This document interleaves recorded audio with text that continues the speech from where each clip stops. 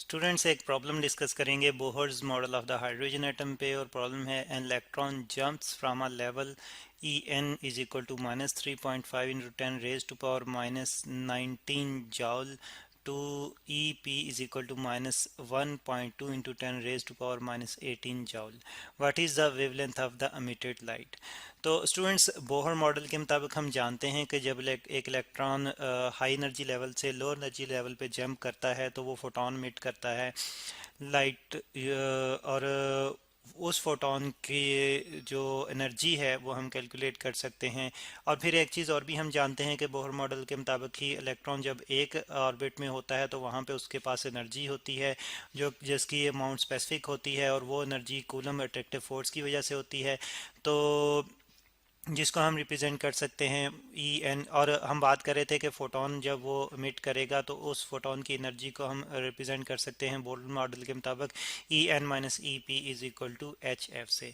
और यहाँ पे स्टूडेंट्स ई एन जो है वो एनर्जी है हायर ऑर्बिट की इलेक्ट्रॉन, यानी कि इलेक्ट्रॉन जब हायर ऑर्बिट में है तब उस ऑर्बिट में जो एनर्जी होगी इलेक्ट्रॉन की उसको हम ई एन से रिप्रेजेंट कर रहे हैं, और जब लोअर ऑर्बिट में आएगा तो तब उसके पास जो एनर्जी बचेगी वो ई पी से रिप्रेजेंट कर रहे हैं। एच जो है ये प्लांक्स कांस्टेंट है, एफ जो है ये फ्रीक्वेंसी या फोटोन है।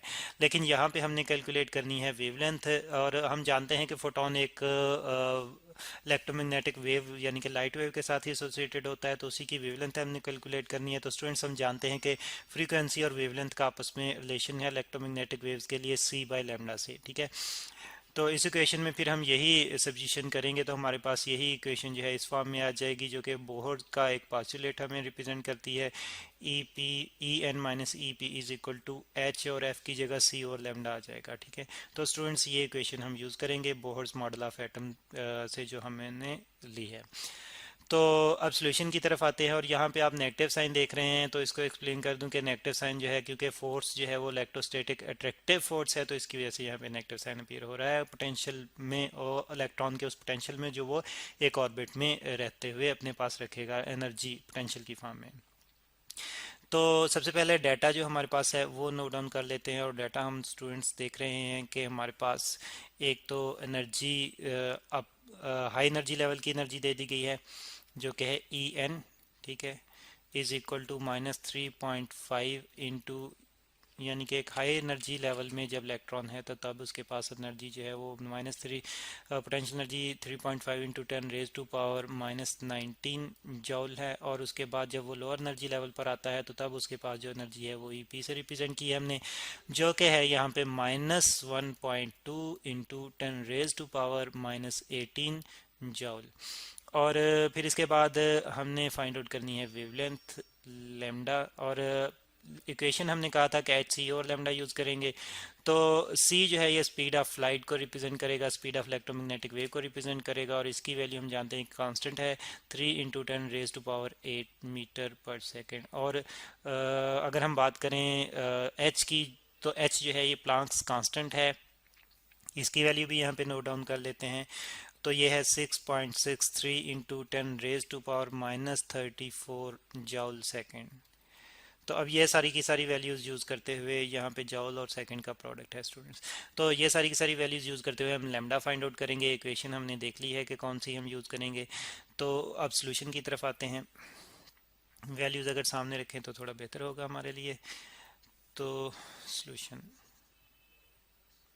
अब सबसे पहले तो इक्वेशन को मैं रीराइट करूँगा, दोबारा से यहाँ पे लिखूँगा, और इक्वेशन है हमारे पास students E E N minus E P is equal to H C over lambda, ठीक है जी। तो वैल्यूज पुट करते हैं अब इस इक्वेशन में, और ई एन की वैल्यू जो कि हमारे पास है -3.5 into 10 raise to power -19 joule, minus E P की वैल्यू जो है ये -1.2 into 10 raise to power. Students ये वाला माइनस जो है ये फार्मूले से इक्वेशन से हमारे पास आया, और ये वाला नेगेटिव साइन जो है ये एनर्जी की वैल्यू का अपना नेगेटिव साइन है। तो 10 रेज पावर -18 जॉल ये हमने ई पी की वैल्यू पुट कर दी, इज इक्वल टू एच की वैल्यू हमारे पास है 6.63, वो यहाँ पे पुट कर देंगे 6.63 इंटू, ये 3 को प्रॉपरली लिखते हैं क्लियर रहे, into 10 raise to power -34 joule second, और फिर मल्टीप्लाई हो रहा है ये सी की वैल्यू से जो कि है 3 इंटू 10⁻8 मीटर पर सेकंड डिवाइड बाय लेमडा। तो अब स्टूडेंट्स कैलकुलेट करते हैं, कैलकुलेटर की मदद से सॉल्व करते हैं। तो एक तो हम ये देख रहे हैं कि जो हमारे पास ये नेगेटिव नेगेटिव पॉजिटिव हो जाएगा, और ये 10⁻18 है जबकि ये 10⁻−19 है। तो पावर सेम करते हैं ताकि हमें कैलकुलेशन में कन्फ्यूजन ना हो। तो -3.5 इंटू 10⁻−19 जॉल, और फिर हमारे पास माइनस माइनस प्लस हो जाएगा। और स्टूडेंट्स इस डेसिमल को एक पॉइंट और मैं पीछे लेके जाऊँ तो यहाँ पे ये 10⁻−19 हो जाएगा, यानी कि 12 इंटू 10⁻−19 जॉल। ठीक है जी। तो 10th पॉइंट तक जब हमने मूव किया तो हमारे पास पावर जो है वो एक और बढ़ गई। ठीक है, नेगेटिव फॉर्म में बढ़ गई। ठीक है, ये 19 को ज़रा जो है वो क्लियर करते हैं। और फिर इस तरफ अगर हम इन वैल्यूज़ को सॉल्व करें स्टूडेंट, 6.63 10⁻⁻34 जॉल सेकंड को मल्टीप्लाई करें, अगर हम अगर हम स्पीड ऑफ लाइट से, तो हमारे पास ये वैल्यू आ जाती है 1.989 इंटू 10⁻⁻25। और हम देख रहे हैं कि जॉल यूनिट आएगा एक तो, और दूसरा सेकंड पर सेकंड से कैंसिल आउट हो रहा है, तो हमारे पास फिर मीटर बच जाएगा, जॉल मीटर। और नीचे हमारे पास जो है वो लेमडा आ रहा है। और फिर इसके बाद हम इनको सॉल्व करें स्टूडेंट्स, तो इनको सॉल्व करते हुए हमारे पास वैल्यू आ जाती है 8.5 into 10⁻⁻19 joule is equal to 1.989 into 10⁻⁻25 joule metre, और डिवाइड बाय लेमडा। अब स्टूडेंट्स अगर क्रॉस मल्टीप्लिकेशन करें तो लेमडा जो है यहाँ पे शिफ्ट हो जाएगा, और 8.5 इंटू 10⁻⁻9 यहाँ पे शिफ्ट हो जाएगा। तो क्रॉस शिफ्टिंग करते हैं और लेमडा की वैल्यू कैलकुलेट करते हैं, तो हमारे पास यही इक्वेशन जो है हमारे पास आ जाएगी। Lambda is equal to 1.989 into 10⁻⁻25 joule metre, और डिवाइड होगा ये इस वैल्यू से 8.5 इंटू 10⁻⁻19 जॉल। तो अब स्टूडेंट जब सॉल्व करेंगे तो लेमडा की वैल्यू हमारे पास आ जाती है 0.234। कैलकुलेटर की मदद से ये वैल्यू मैंने फाइंड आउट की, और इंटू 10⁻⁻6 और जॉल जॉल से कैंसिल आउट हो जाएगा, तो हमारे पास बच जाएगा मीटर यूनिट। ठीक है, जो कि वेवलेंथ का स्टैंडर्ड ऐसा यूनिट है।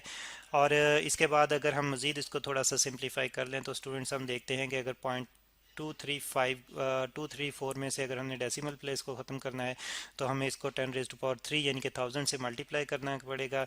तो 1000 से मल्टीप्लाई करते हैं, जिसको मैं यहाँ पे लिखूँगा 10⁻³ की फॉर्म में, और इतने से ही जो है वो डिवाइड भी कर दूँ, तो मल्टीप्लाई बाय 10⁻⁻6 मीटर। अब इस प्रोडक्ट को अगर मैं सॉल्व कर लूँ तो यहाँ पे डेसिमल ख़त्म हो जाएगा, लेकिन ये 10⁻³ जो है ऊपर जाके 10⁻³ हो जाएगा।